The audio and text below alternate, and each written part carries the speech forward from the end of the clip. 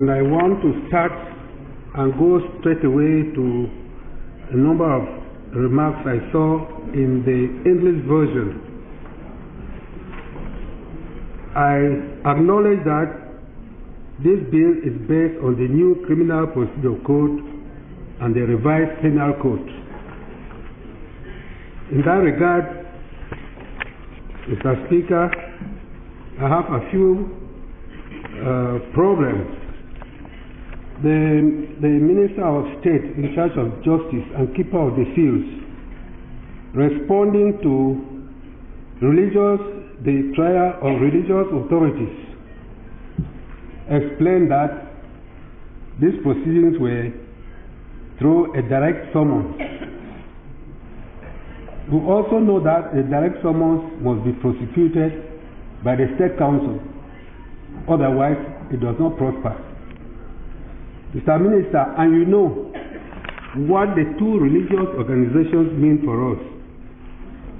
These trials are very likely to disturb the peace of this country. Could we not therefore invoke the provisions of nolle prosequi and stop those proceedings? We want an answer on that. I also understood that the concern at page 10, that the concern is to keep detainees in prisons that are near the place of residence of their family members. Why are you keeping Anglophones in Yaoundé who are not near their family members? Fourth issue, it is posited that Section 4.1 would not necessarily need a declaration of a state of emergency by the head of state. Why, therefore, must it only be the Yaoundé Military Tribunal that must try people in the circumstance, when the composition of the military tribunal at the regions and all over the country are exactly the same, and the people, the personnel, are of the same qualification? Finally, with regard to sections 15(1)(a), 2 and 6, Mr. Minister, the expression preliminary investigation means enquête préliminaire. Section 116 of the Criminal Procedure Code. And preliminary inquiry means information judiciaire. Chapitre 3, chapter 3, section 164. If you don't have your penal code, I have one here, the Criminal Procedure Code. I have one here for you to refer to make a distinction between the two expressions. My concerns at this point, anyway, of the general debate on this bill to lay down the code of military justice relate to the trial of civilians by a military tribunal, be that of Yaoundé or any other military tribunal established at the level of a region as provided in Section 3 of the bill. To start with, our country is signatory to the International Covenant on Civil and Political Rights, as summarized in the preamble of the Fundamental Law of Cameroon and enshrined into it by its Section 65, thereby rendering every provision of the preamble enforceable even in a court of law. Now, Article 14.1 of the International Covenant on Civil and Political Rights provides, and I quote, "All persons shall be equal before the courts and tribunals in the determination of any criminal charge against him or of his rights or obligations in a suit at law. Everyone shall be entitled to a fair and public hearing by a competent, independent, and impartial tribunal established by law." This is the law in this regard, and it is part and parcel of our law.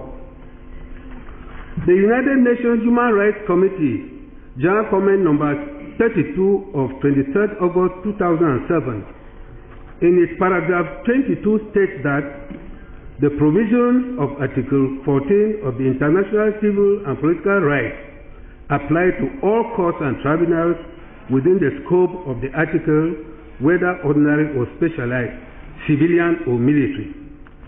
The committee notes the existence in many countries of military and special courts which try civilians. The committee also notes that the trial of civilians in military courts may raise serious problems as far as the equitable, impartial, and independent administration of justice is concerned.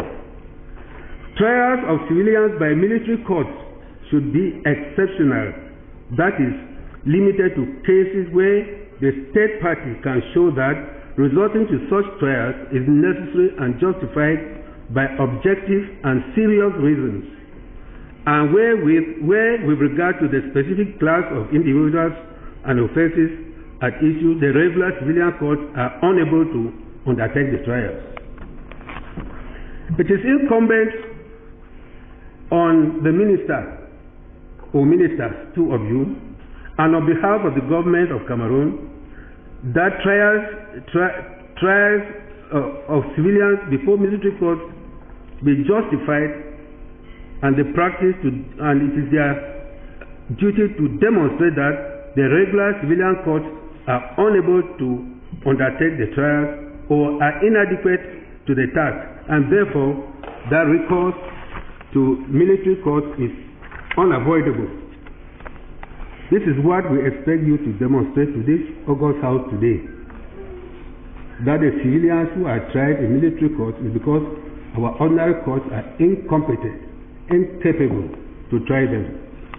Again, the United Nations Special Rapporteur on the independence of judges and lawyers, including the independence of the judiciary and the administration of justice, in his report of 31st December 2003, stated in paragraph 60 the following: using, and I quote, using military or emergency courts to try civilians in the name of national security, a state of emergency, or counter-terrorism poses a serious problem. This regrettably common practice runs counter to all international and regional standards and established case law. The Human Rights Committee has time and again asserted that military courts may only hear cases involving military personnel charged with crimes or offenses relating to military matters. The Inter-American Court of Human Rights has established a wealth of case law in this regard and has also considered that bringing civilians before military courts is a violation of due process and the principle of the lawful judge. The European Court of Human Rights has also asserted this principle.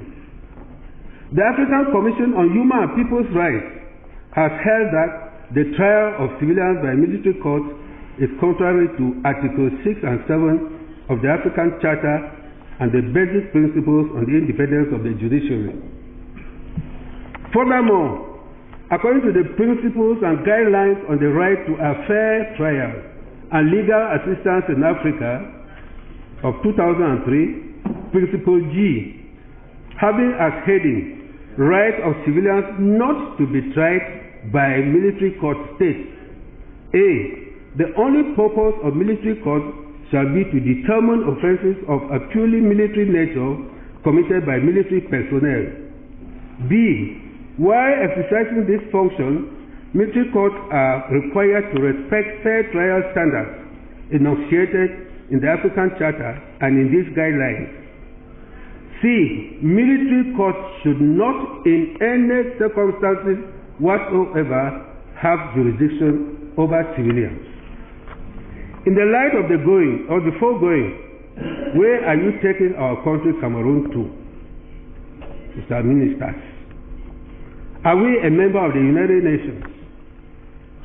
Are we a member of the African Union? Are we going to continue to live in a state of barbarism? Is this being worthy of being termed a piece of toilet roll? Again, and on another score, the principles and guidelines on the right of fair trial and legal assistance in Africa provides in Principle M, titled provisions applicable to arrest and detention. Pas encore, Monsieur le Président. Mr. President, I am not going to stop at this because it concerns and will end with a very serious matter. Right to liberty and security. A state shall ensure that the right of everyone on its territory and under its jurisdiction to liberty and security of persons is respected. B. State must ensure that no one shall be subject to arbitrary arrest and detention, and that arrest, detention, or imprisonment shall only be carried out strictly in accordance with the provisions of the law and competent officials or persons authorized for that purpose, pursuant to a warrant on reasonable suspicion or for probable cause. It cannot be, Mr. Speaker. Mr. Speaker, permit me. This is a very fundamental issue. Under what instrument? 1 minute. No, but let it speak. Mr. Speaker, I'm asking for time. Mr. Speaker, I'm asking for time.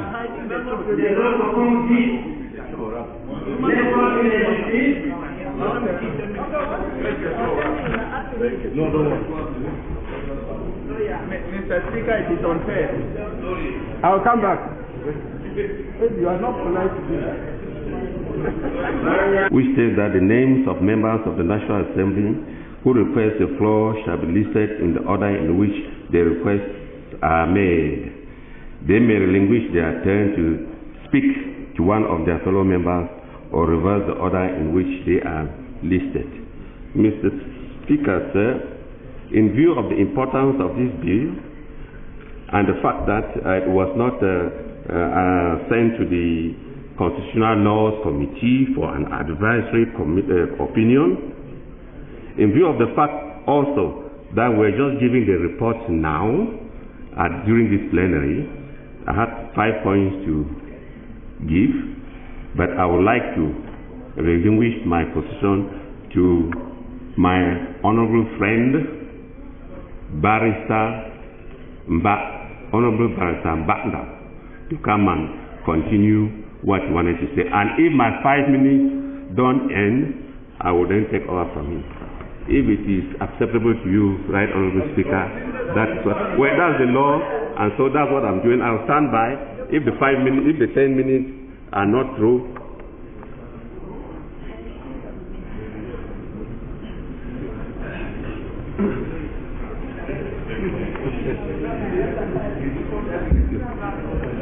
I think I will thank my colleague for giving me the floor and not the Speaker of this House because he has done everything to forestall debate on this matter. I stopped at the point where I was saying, furthermore, according to the principles and guidelines on the right to a fair trial and legal assistance in Africa, 2003, Principle G, having as heading, right of civilians not to be tried by military courts, states, A, the only purpose of military courts shall be to determine offenses of a purely military nature committed by military personnel.